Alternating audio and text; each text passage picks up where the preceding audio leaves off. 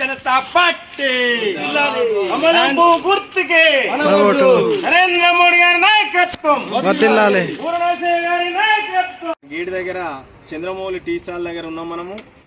బూర నరసయ్య గారికి ఎందుకు ఓటేయాలంటే మనకు అత్యంత ముఖ్యమైనది విద్య వైద్యంలో ఎయిమ్స్ హాస్పిటల్ అనేది దేశంలో ఒక ఢిల్లీలో ఉంటుంది, ఒకటి మన భువనగిరికి వచ్చింది, బీబీనగర్కి వచ్చింది. అది ఎవరు తెచ్చిరంటే మన బూర నరసయ్య గారు తెచ్చిండ్రు.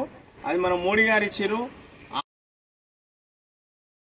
10 రేట్ల అంత పెద్దది. అది మనకి ఏదైనా చిన్న చితక లేని వాళ్ళకు కూలి వాళ్లకు వైద్యం కోసం పోతే ఒక 10 రూపాయలు పెడితే ఒక 50,000 నుంచి 5 లక్షల ఉచితం వైద్యం ఉచితంగా వచ్చే విధంగా మనకి ఎయిమ్స్ హాస్పిటల్ని ఇవాళ మన బూర నరసయ్య గారు తీసుకొచ్చి మన మోడీ గారి ఆధ్వర్యంలో రేపు కూడా ఇంకా మనం బూర నరసయ్య గారిని గెలిపించుకుంటే మన హాస్పిటల్కు చాలా నిధులు వస్తాయి.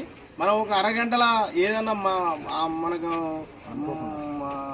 ఏదైనా ప్రజలకు ఇబ్బందులు అయితే వైద్యం కోసం మనం ఒక అరగంటలో పోయి వైద్యం చేయించుకొని మనం ఉచితంగా చాలా తక్కువ ఖర్చుతోటి కార్పొరేట్ హాస్పిటల్ ధీటుగా చాలా ఖర్చు తక్కువతోటి మనం వైద్యం చేసుకునే విధంగా మనకి ఎయిమ్స్ హాస్పిటల్ తీసుకొచ్చినందుకు ఒక కారణంతో అయినా చాలా ఉన్నాయి మనకు తీసుకొచ్చిన బూర నరసయ్య గారు.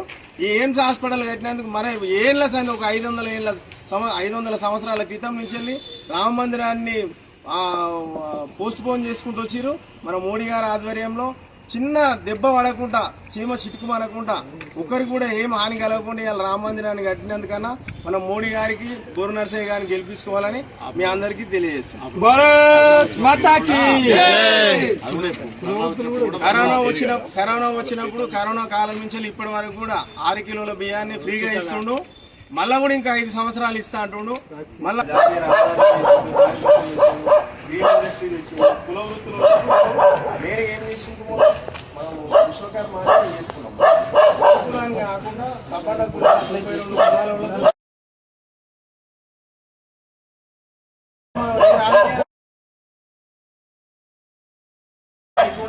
కులాల పార్టీలు ఎట్లుంటే ఆయనకి 5 10 ఇస్తే 5 రోజులు చేసి పడేది. ఇప్పుడు అట్లా కాదు.